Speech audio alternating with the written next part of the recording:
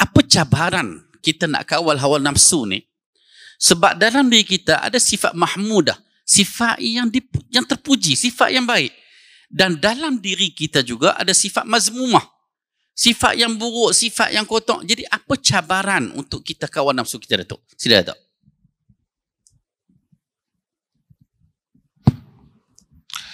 Tuan-tuan dan puan-puan, tak payah siapa pun sembang pandailah tentang diri dia. Allah Maha mengetahui tentang diri kita. Tak ada ubat yang utama melainkan kita kena balik kepada pencipta kita. Langkah pertama sebelum kita nak cerita cabaran, apa langkah pertama nak bersihkan diri kita? Tadi saya dah sebut, orang yang tak bersih diri ni problem. Dia tengok orang masalah, orang tengok dia tentu masalah dah. Kadang-kadang kita tengok rupanya manis, dalamnya berbisa. Kadang-kadang kita tengok dia tersenyum, tapi dia menyimpan rasa tidak puas hati yang besar. Apa ubatnya? Yang pertama mesti manusia sentiasa buat, sentiasa minta dalam solat dia, dalam sujud dia, setiap kali dia bangun malam, setiap kali dia berdoa macam bulan puasa, selang daripada bulan puasa, ialah apa yang Nabi doa. Zaid ibn al-Arqam dalam hadis yang diriwayatkan oleh Imam Muslim, dia bagi tahu doa Nabi. Ni ada rangkaian doa, tapi saya ambil hak bahagian saya nak sebut ni saja. Nabi kata, Allahumma ati nafsi taqwaha wa zakkiha wa anta khairu man zakkaha anta waliyuha wa maulaha. Ya Allah, datangkanlah pada diriku ini pembersihannya.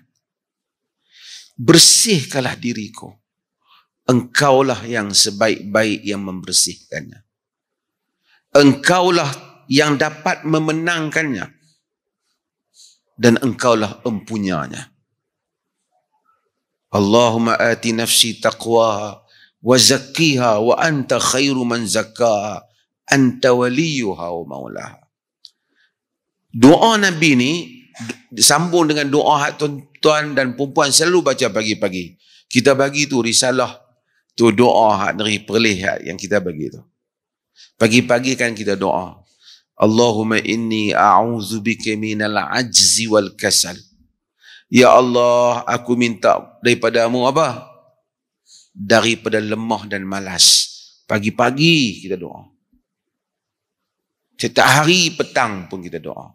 Lemah dan malas. Yang ni dulu, sebelum nak sampai doa tu. Lemah, semua lemah. Kadang-kadang ada orang ni dia lemah. Dia lemah. Nak buat tu tak mampu. Orang lain buat boleh, dia akan bagi alasan, aku tak boleh. Kalau Allah tak bantu manusia, benda yang ringan pun dia tak boleh nak fikir.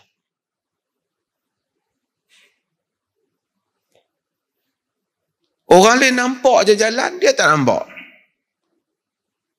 Kita kena doa, ya Allah, aku mohon perlindungan daripadamu, mohon perlindungan denganmu daripada lemah, yang satu lagi malas. Dan ada orang memang dia malas. Malas ibadat, malas nak berzikir, malas nak rumah tepi masjid, tak pergi masjid. Malas dalam kehidupan hari-hari pun. Dan malas ni jadi masalah bagi sebahagian kaum, sebut terus terang lah, bagi orang Melayu ni dia masalah. Saya jumpa setengah orang, kita jenuh duk proses dia supaya dia maju ke depan. Dia tak mau. Dia dapat duit sikit, dia tak kerja lah. Dia berniaga, dia ada lebih duit sikit, dia tutup kedai. Tak cukup duit, baru dia buka balik. Kita bagi kedai, kita bagi barang, kita bagi mesin, kita bagi apa, dia tak berniaga. Orang kita sebut ni balok. Mas kasar lah sikit. Tapi yang tu lah. Hak lain dia tak boleh nak. Tak boleh nak. Dia malas. Orang tak ada semangat. Orang tengok nak buat. Tengok pagi-pagi bangkit, semangat orang nak pergi kerja. Dia kira bangkit pagi, lemah lah. Malas dah. Tu tak kira yang kena ketum lagi. Ada orang main jumpa saya baru ni. Cuba nak mempertahankan kelebihan ketum. Dia tak payah bertahan dah. Habis jadi lembik macam apa? Kemburuk lah. Kelebihan apa?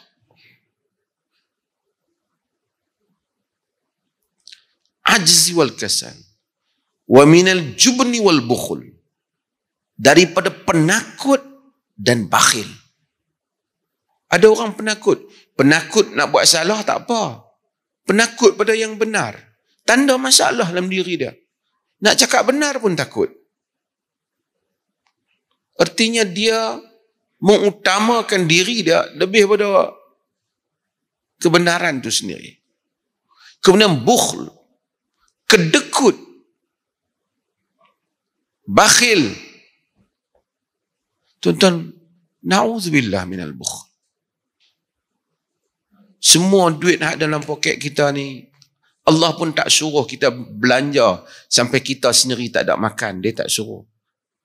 Walladzina idza anfaqu lam yusrifu wa lam yaqturu wa kana baina dzalika qawama. Orang yang bila belanja tak melampau, taklah juga kedekut. Itu ciri-ciri hamba ar-Rahman.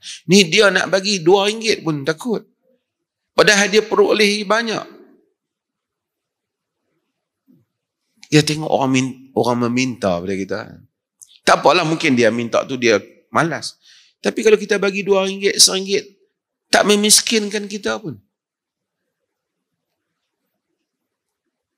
Sebahagian orang dia hanya fikir bagaimana nak dapat saja daripada orang lain. Dia tak pernah berfikir bagaimana dia nak memberi. Dan bakhil ni satu masalah mazmumah dalam diri. Orang bakhil tak bahagia, tuan-tuan. Sentiasa risau dengan apa saja yang ada pada dia. Sebab tu agama ni yang dia ajar, sampai kalau tanam pokok burung makan pun kira sedekah. Supaya kita bahagia, kita berdamai dengan alam. Kita berdamai dengan apa yang Allah bagi. Baru Nabi sambung doa tadi. Minta bersihkan jiwa. Dan sambung doa tu Nabi kata, Allahumma inni a'udzubika min ilmi la yanfa'. Ya Allah, aku minta jauh daripada ilmu yang tak memberi manfaat. Lah ni banyak ilmu ni. Tapi sebahagian besar tak memberi manfaat. Ada orang buka kerana nak tahu fulan. Nak tahu artis tu hari ni bercinta dengan siapa dan dia makan apa. Apa manfaatnya untuk kau kalau kau tahu? Mengetahui hal ehwal orang lain. Saya kena sebut kawan-kawan yang jadi wartawan. Berita-berita bodoh. Cerita artis tu sedih kerana kekasihnya tak telefon. Kau buat apa kau nak cerita pada orang semua ni? Buang masa orang, masuk dalam laluan orang, jenuh kita nak blok. Ilmu lah yang nampak. Kita balik ke akhirat kelak, buang masa dengan hidup. Allah bagi umur 60 tahun, 70 tahun, 20 tahun buang. Mencari khabar-khabar yang tak memberi apa-apa faedah dalam hidup pun. Tidak menjadikan kau kaya di dunia, tidak juga membawa pahala ke di akhirat kelak. Ilmu la yanfa'. Wa min qalbin la yakhsha'. Daripada jantung hati yang tidak tahu khusyuk. Orang lain dengar azan terasa. Dengar orang baca Quran terasa. Dengar orang bang rasa nak pergi semayang. Dengar orang sebut baca Al-Quran rasa tenang dalam diri. Bila mengulangi, membanyakkan istighfar, tasbih dan tahmid, rasa lunak diri dia. Dia tak rasa apa. Ramadan mari, orang puasa, manusia pergi bersemayang, dia tak terasa apa.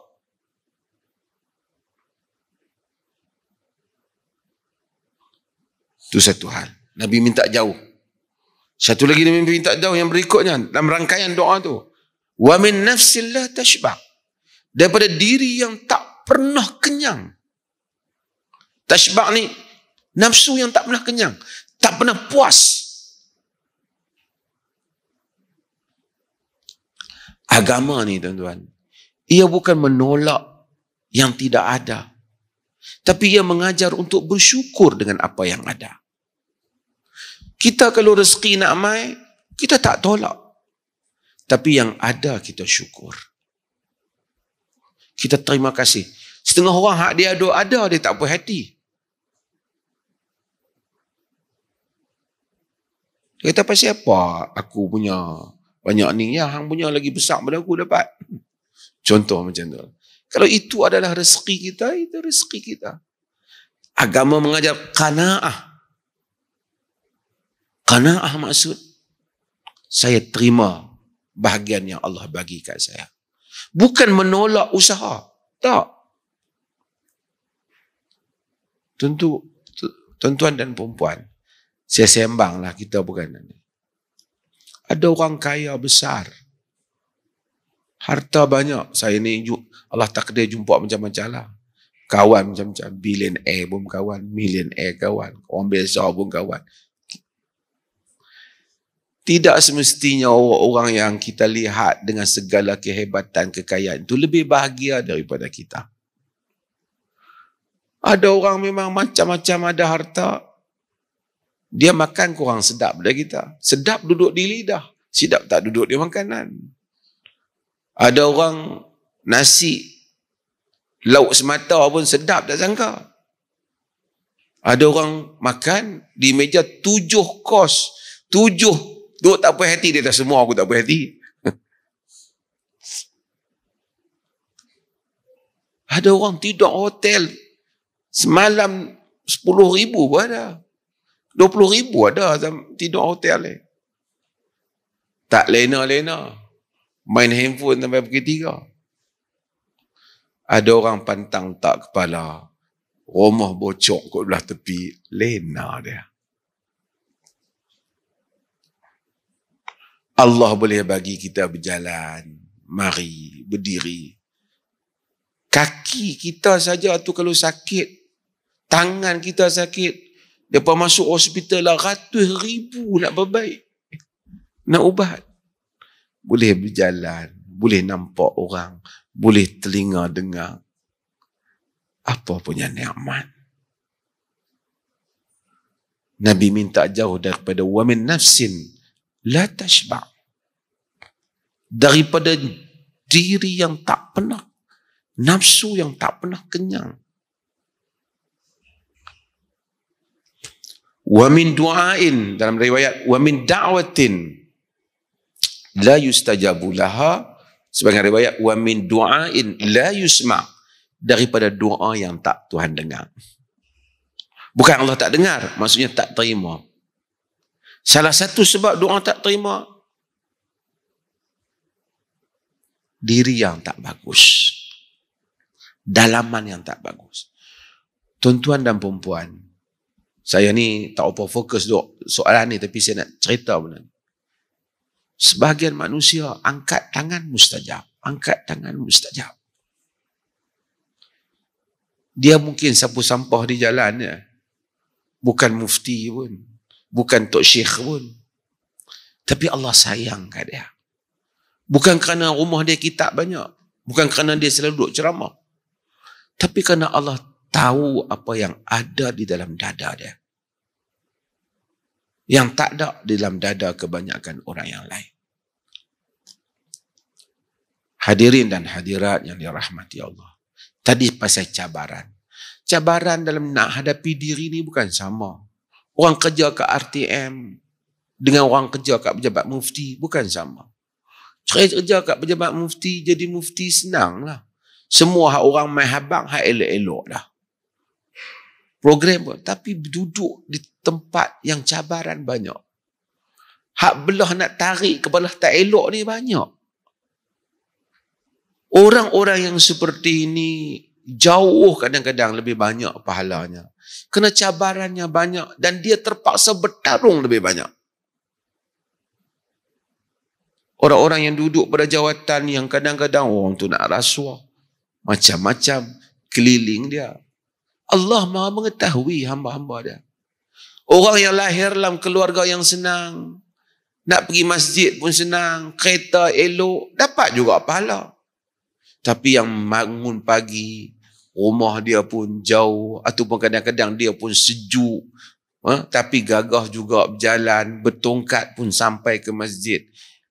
Tak sama pahala dia dengan yang naik kereta elok, walaupun kedua-duanya dapat pahala. Tentu Allah mengetahui mana hamba yang lebih sukar. Jangan risau soal keadilan Allah. Dan demikian Allah memberikan kurnianya. Sebab itu kita baca dalam hadis, pelacur yang bagi minum anjing tu Tuhan ampun dia. Anjing saja dia bagi minum. Kan?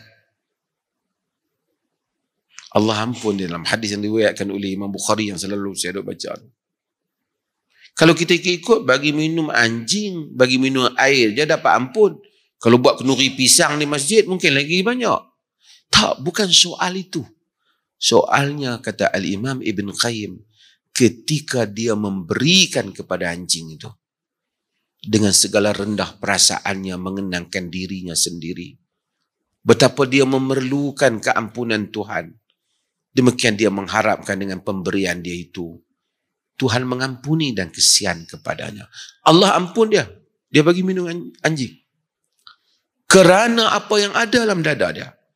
Tapi kalau kita buat kenduri satu kampung dengan sombong dan dada kita kata, makanlah ni kenduri aku. Baguslah, tapi kalau ia terbit daripada kesombongan, ia tak sama dengan keampunan tadi. Yauma la yanfa'u malun wala banun illa man atallaha biqalbin salim. Hari yang tak memberi manfaat harta benda dan anak pinak, melainkan orang yang mendatangi Allah dengan jantung hati yang sejahtera. Duit banyak pun tak boleh buat apa. Anak banyak hebat pun tak boleh buat apa. Jawatan mufti ke syekh ke tak boleh buat apa. Yang Allah nak tengok, yang sampai di akhirat besok, jantung hatinya sejahtera, elok dalaman dia. Yang tu yang Allah nak tengok. Yang itulah yang kita semua kena berjuang. Saya kena berjuang, tuan-tuan kena berjuang, kena bangun malam, kena doa ke Allah, sujud doa kepada Allah, sehingga Allah memberi campakkan kebahagiaan di dalam jantung hati kita. Tidak ada siapa yang boleh merampas kebahagiaan itu. Tidak para penguasa, tidak bencana alam. Sentiasa kita merasakan penuh keadaan kita berhubungan dengan Allah kerana kita bersihkan diri kita. Yang inilah yang kita nak buat dalam Ramadan. Yang inilah yang akan kita buat dalam semua keadaan kita. Kalau boleh. Cabaran, manusia semua ada cabaran. Dalam diri kita mesti banyak benda. Bukan, tuan-tuan, kita tak ada siapa, bukan Nabi yang dipilih. Jadi ustaz, bukan macam saya suka kata, bukan ustaz. Jadi ustaz ni, lahir-lahir mak dia tengok-tengok, weh, anak kita ustaz bang. Tak ada. Orang panggil ustaz. Jadi mufti bukan lahir-lahir, oh abang anak kita mufti. Tak.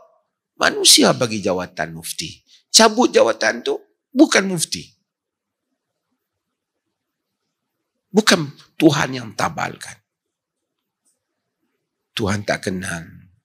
Tak mengenali kita dengan itu. Inna Allah la yanzuru ila suwarikum wala ila ajsamikum walakin yanzuru ila qulubikum. Tuhan tak tengok pada rupa paras kamu, tapi ia melihat kepada apa yang ada dalam dada kamu. Mudah-mudahan kita semua dapat lakukan hal ni menjelang Ramadan, insya-Allah.